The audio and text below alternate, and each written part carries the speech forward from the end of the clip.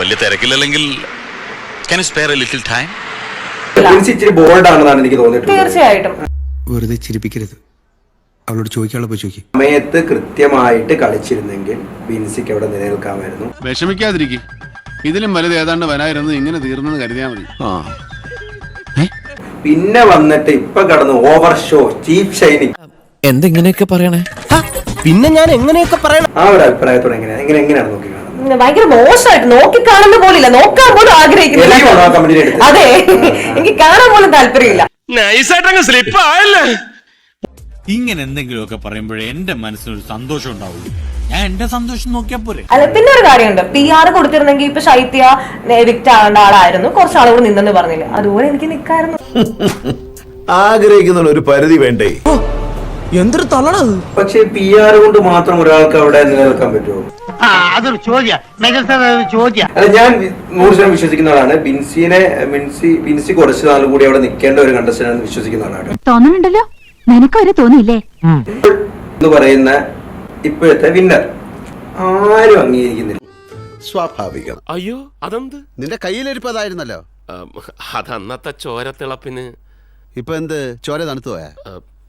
തണുത്ത് മരവിച്ചു എന്ന് പറയുന്നതാവും ശരി. ഇപ്പൊ ബിൻസി അംഗീകരിക്കുന്നില്ല, ഷാരിയ ചേച്ചി അംഗീകരിക്കുന്നില്ല, ശൈത്യ അംഗീകരിക്കുന്നില്ല, അപ്പാനി അംഗീകരിക്കുന്നില്ല, അക്ബർ അംഗീകരിക്കുന്നില്ല, ബിന്നി അംഗീകരിക്കുന്നില്ല. വെറും സുഹൃത്തുക്കൾ മാത്രമായിട്ടുള്ള അപ്പാനീനെ എന്നെയും കുറിച്ച് പറയുമ്പോൾ പുറം ലോകം അത് വേറെ രീതിയിൽ നെഗറ്റീവായിട്ട് പറഞ്ഞുകൊണ്ടിരിക്കുമ്പോൾ ഞാൻ എങ്ങനെ പുറത്തിറങ്ങി? എന്നെ കൊണ്ടൊന്നും പറയിപ്പിക്കണ്ട. സായിപ്പിനെ കാണുമ്പോൾ കവാത്ത് മറക്കുന്ന ജാതിയാണ്. എന്തൊക്കെയാ നീ ഇവിടെ കാണിച്ചത്? Flash back.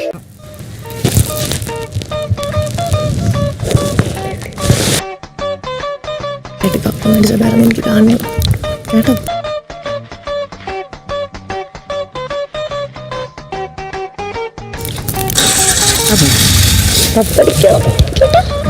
സമയമായി.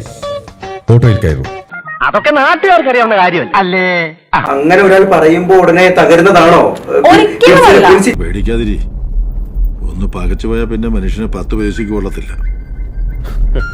പേടി എനിക്ക്. സൈബർ ബുള്ളിങ്ങിനെ പേടിക്കുന്നുണ്ട്? പേടിക്കുന്നില്ല. ഞാൻ ഇപ്പൊ ഇറങ്ങി പേടിക്കുന്നില്ല, പക്ഷേ പേടിക്കുന്നുണ്ട്. അതാണൊരു പേടി. അല്ല, പേടിയല്ല, ഒരു ഭയം. ഭയം. അപ്പൊ എങ്ങനെയാ, ഇവിടെയൊക്കെ തന്നെ കാണുമല്ലോ അല്ലേ?